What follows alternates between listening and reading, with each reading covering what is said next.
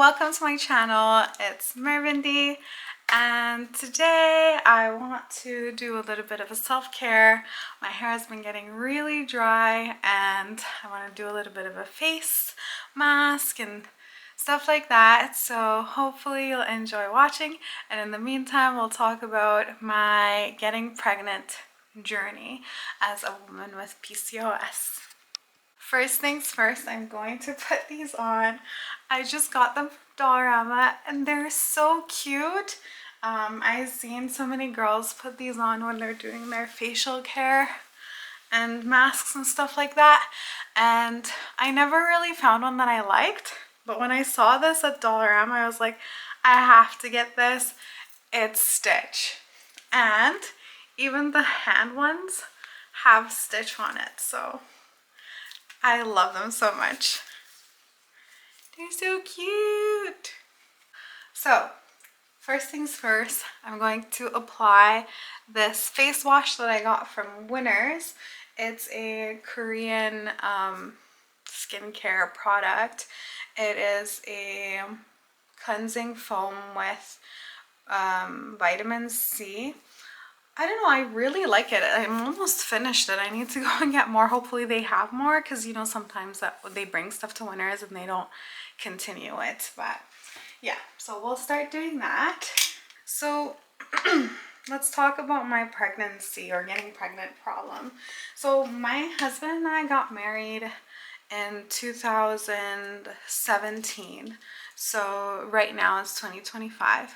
So we'd been married for about 7 years prior to me getting pregnant, and the whole time I never used any type of contraceptive or anything like that because I knew that I had PCOS. I found out that I had PCOS when I was 18, because my mom was pregnant with my youngest sister Nisa, which I'm sure you guys have met on my other videos probably. Yeah, so when my mom was pregnant with Nisa, and all of a sudden I stopped getting my periods too, which was so weird. And I didn't get my period until after she gave birth, so like a whole 9-month thing. When I went to my mom's gynecologist with her, or obstetrician with her, just for the checkup, because my mom doesn't speak English very well, or she didn't at the time, I just asked, I said, hey, like, is it normal? Because I know, like, women, we usually sync up with each other with our periods and stuff like that. Would it be normal for me to not get my periods when my mom gets pregnant? And then she sent me straight to some tests and stuff like that, found out that I had some cysts in one of my ovaries, and along with some other symptoms that I had of PCOS. So I knew that I had PCOS, and they put me on birth control pills right away and spironolactone as well. And so I was taking that until I got married. And when I got married, I stopped taking all of those at once because I wanted to make sure that I had all the chances that I could get pregnant. One sec. I'm gonna look at some of the samples that I got from Shoppers the last time that I went, because I want to do a serum before I do a sheet mask. So I'm gonna look at those. But in the meantime, we'll continue our conversation. So I stopped taking everything that I was recommended by my doctors when I got married because I wanted to get pregnant in a natural way. And of course, you can't get pregnant if you have, if you're taking birth control pills or anything like that. I have a review as well, I guess. Despite stopping taking birth control pills and like that, I still didn't get pregnant. I'm sure like any other normal human being would have gotten pregnant in the 7 years that they were with someone. But just because I have PCOS, I guess I didn't get pregnant. Which is a whole thing on its own, but it was just those 7 years of just trying to get pregnant, and the amount of ovulation tests and the amount of pregnancy tests that I used, and the amount of sadness and stuff like that, disappointment that I had to go through. It's just a whole video on its own. I'm sure anybody who is struggling with infertility will definitely understand, and those who are not should really be happy that they don't have to deal with all of that. So throughout my 7 years of trying to get pregnant, I tried several different things to conceive. And so I tried going to a OB who was specializing in like fertility issues, and he suggested that I lose some weight, which, by the way, I had zero issues with weight until I stopped taking birth control pills, which is kind of weird because most people, well, with normally functioning bodies will gain weight on birth control pills, but me, with as someone with PCOS, and I'm not too sure if everybody who has, I had to put my glasses on because I can't even see myself on the camera if I don't have it on. I'm just gonna put some Vaseline on my lips. I don't know if it's because I'm talking too much, but it's definitely getting dry here, and that will act like a mask for my lips, I think. So the doctor recommended that I lose some weight. I couldn't. Even though I actually did try. Like, he told me to stay under, I think, 25 grams of carbs a day, like carbohydrates. And like, that was, even the smallest can of tuna has about 8 grams of protein in it. I mean, sorry, 8 grams of carbs in it. You can't even eat like fruits and vegetables without that. Anyway, so it was just ridiculous. So after that, he had me try Clomid. I tried Clomid I think about 3 times. Clomid is like a fertility drug. It helps you ovulate and blah blah blah blah. And amidst all that, well, actually that's another story for another video. I'm gonna go into my PCOS, I think, a little bit more in the future for sure, because definitely have a lot of experience with it. So anyways, the Clomid didn't work either. And then he said, you know, from here, we're gonna start thinking about IVF. We're gonna start thinking about like more intrusive drugs, like ones that you can get with needles and stuff like that. And I was just like, I just stopped going to see him because he wasn't doing anything to help with my PCOS. And even prior to me trying to get pregnant, I just noticed that with all of the birth control pills and the spironolactone and blah blah blah, all I was doing this whole time was just trying to control my symptoms of PCOS instead of actually trying to figure out what was going on. And so I delved into a lot of research. I'm gonna use this coconut miracle oil hair mask because I haven't used it in a while, but it's almost finished, so might as well finish it today. And then I found some girl on Instagram who's talking about gluten-free lifestyle, and then I did like a whole Instagram page on that, just basically tried to teach the same thing in Turkish to a lot of people, because I noticed that they didn't have anything like that in the Turkish community. But it just got so hard to deal with that I had to stop because there was like a time difference and so many people were asking questions and stuff like that, and it was just becoming really stressful. But basically throughout that journey, I found out how to handle my PCOS symptoms in a natural way. So a lot of the things that I found was just me researching a lot of different things and putting pieces together, and also the experiences of other women with PCOS, but there wasn't like anything solid that was done on PCOS that I could, you know, show you right now. It was just like a lot of following a mystery kind of thing. But basically I found out that some of the pesticides and stuff like that that they use in farming these days, and even just like BPA, you know, something that you find in basically everything that we use nowadays that has plastic in it, is just really bad for women's fertility. So yeah, stuff like that. And I basically put myself on a diet where I was eating like almost no gluten and no dairy. And if I was going to eat gluten or dairy, it was going to be from sources that were organic. So I would have to find somebody who was going to, like, who was willing to give me their, you know, breastfeeding cow's milk, or I'd have to find someone who was making their own wheat without using any type of pesticides or stuff like that when they were making it. And of course, that's a struggle on its own. So with the Instagram page and stuff like that, I did get to learn how to eat gluten and dairy free, and not just gluten dairy free, but just in a natural way, you know, and it really helped. And so even if I was going out to a restaurant, I knew what to order and what not to order, and I knew what to look for.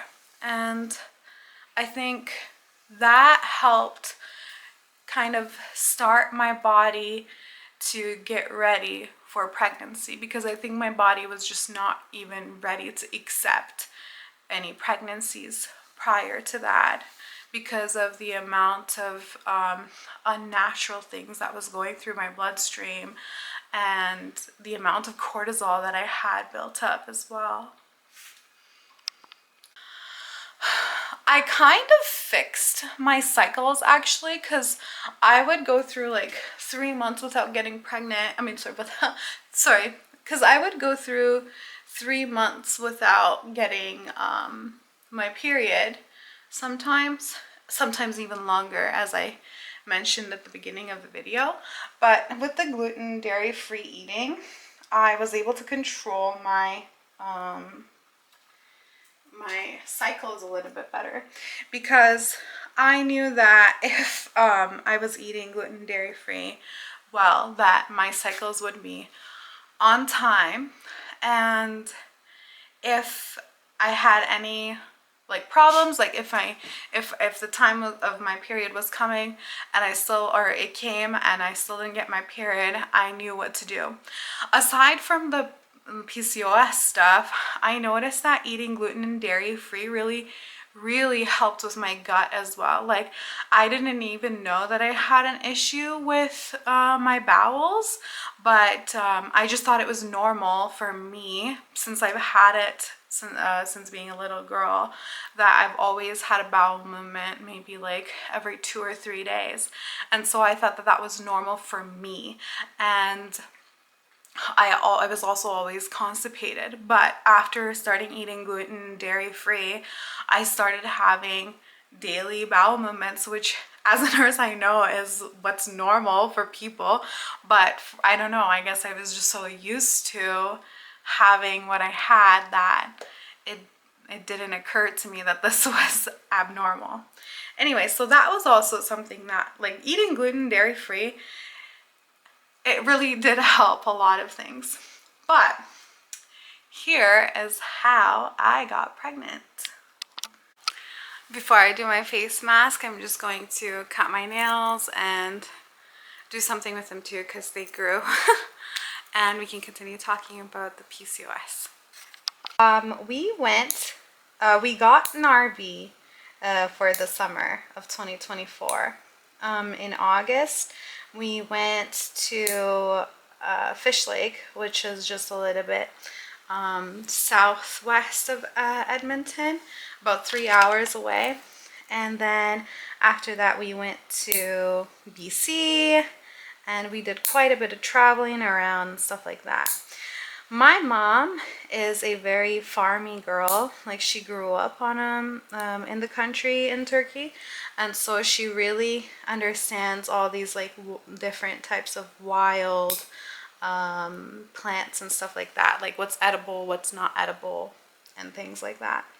Of course, like when we go to BC, she remembers a lot of Turkey because the environment there, even just the trees, are very similar to those in Turkey, and she really likes to go all out with foraging and stuff like that. So for those 3 weeks, my mom did a lot of foraging, and so we ate a lot of different types of plants that you normally could not find at a grocery store, which is unfortunate because I have no clue what it was that I ate.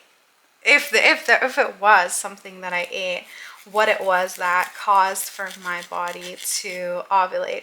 Honestly though, I think it was a combination of things. So of course, while doing camping, even inside an RV, your physical activity levels go up really high. So I was doing a lot of walking. I was doing a lot of spending time in nature, just going into a lot of like healing natural waters, where you don't find like any chlorine or anything like that, or just even people. Like there were some lakes that we went to where I don't think a person had like stepped foot in probably like months, you know, just with camping and stuff like that. Eating a lot of like foraged goods, so things that just like naturally grow in nature without any like even the seeds are not non-GMO, of course, because just kind of naturally grow, and with just natural sunlight and, you know, just rainwater, that's what those things grew on, right? Spending a lot of time in nature, and I think that also affected it as well, because on like in a normal day, I'm just thinking of what I did differently before getting pregnant, and spending a lot of time in nature was definitely a part of it. Maybe my body just needed to get in tune with Mother Nature in order to get some motherliness in me. The other thing that happened is with the diet part. It wasn't just us foraging a lot of the food that we ate, but also whatever we bought was very natural too. Like a lot of things that we bought, like the fruits and some of the vegetables, were all from like local farmers that we just saw at the side of the road, you know. And also just picking a lot of things from trees too. Like I remember going to this one place where you could like, it was kind of like a U-Pig camping spot where they had a bunch of cherry trees, and so just like eating the cherries there, you know, straight off of the friggin' tree, and then drinking tea from its stems and stuff like that, you know. Going to a bunch of U-Pigs where we were picking a lot of the fruits and vegetables that we ate. Also, our camping partners, a husband and a wife with their kids, they are hunters. So they actually hunt a lot of their meat in November. And so most of the time they were cooking things that, you know, they had hunted and just froze, or just eating like cured meats that they made, which were all like moose and deer and stuff like that, which obviously they grow like naturally in the wilderness, and so you know that they're good, you know.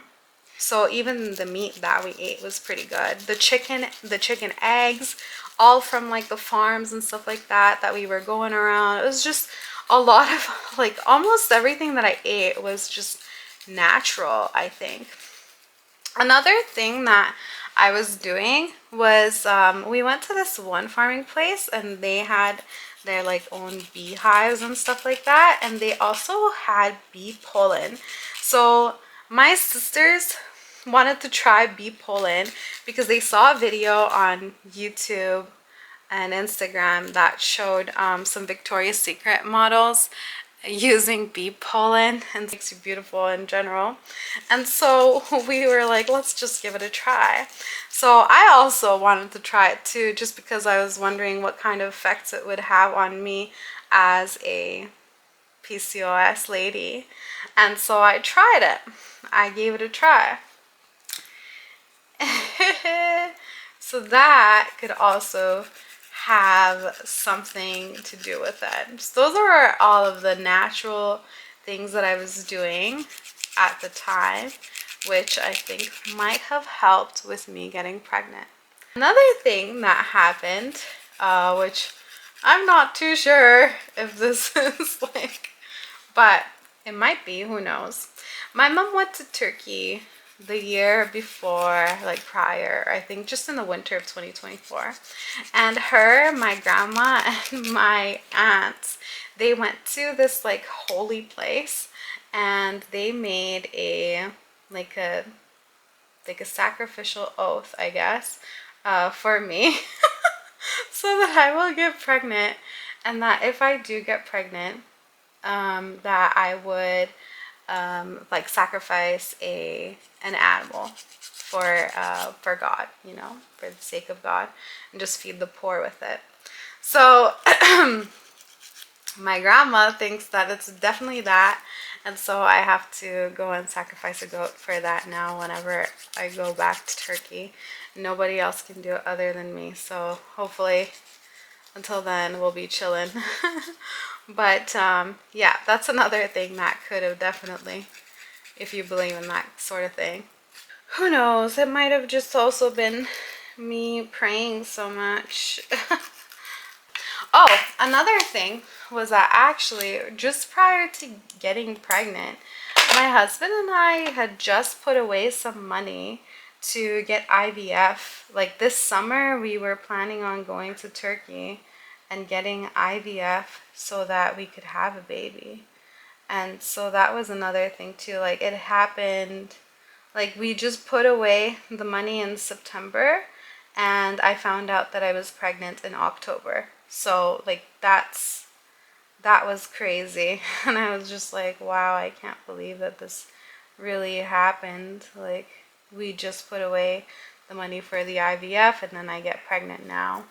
So, but there's also always like some type of wisdom in everything that God does. So it wasn't surprising that that happened. It was just that, like, you know, people always tell you, they're like, oh, my cousin, she was just about to adopt a child, or like she adopted a child and then a couple years later she got pregnant. You know, you hear stories like that all the time. Or people who had gotten IVF a million times and they never got pregnant, and then they stopped trying and they just gave up, and then all of a sudden they got pregnant, you know? Just stories like that. So I was so used to hearing those that when I, you know, that portion of it, me putting money away and then getting pregnant, was not as surprising as what it is most of the time. But I think everything just comes at the right time, you know? I'm not gonna put any nail polish on. I think I'm just gonna let this soak for a little bit. All right, I'm going to now put my sheet mask on. I got this from the Body Shop the other day when I went to get my body yogurt, because I love body yogurt more than any type of moisturizer for my body. This one has Edelweiss, I don't know how to say it, serum concentrate sheet mask. So we'll give that a try. But talking about the PCOS thing, so I guess you can take what you want out of my story. Whether you want to try the sacrificial oath portion, or if you want to try eating more natural, more like try foraging maybe around where you live. You know, I think that's what I'm going to do. Is from now on, I'm definitely going to try to forage more. And we do have a big yard, which I'm going to definitely help my mom with gardening with this summer. Even though I'll be a new parent, I still want to put away a lot of nice vegetables and stuff like that for Bellamere when she starts trying solid foods in the winter or in the fall this year. So, and also for me, I know from now on that eating natural is the way to go. And it just makes me realize really like, what the heck are we actually eating? You know, when we eat from the grocery store, like the stuff that we buy, I wonder, you know, do we even eat normal like carrots anymore? Or is it just, you know, is it just a pretend carrot? I don't know. And just a recap of everything, I started eating as naturally as possible with my gluten dairy free eating for about a year prior to getting pregnant. I think eating especially natural for about you know, 3 weeks of my life kind of triggered ovulation within me. Trying things like bee pollen and stuff like that, maybe that could be the, you know, the one trick answer that a lot of people are just always looking for, like, oh, what should I eat that's good, or what cure should I try? Maybe bee pollen, you could try that. Or maybe it was the making a sacrificial, you know, oath. Or maybe everything just comes with God's timing, and nothing that you do might or might not change it. So yeah, it's completely up to you what you want to take out of my story, but that's basically my journey with getting pregnant with PCOS. I hope that you enjoyed my video. Can't talk anymore. I think this face mask is going to fall off of my face, so I'm going to end things over here. Good luck with your journey. Thank you for watching, and don't forget to share with your loved ones. Thank you.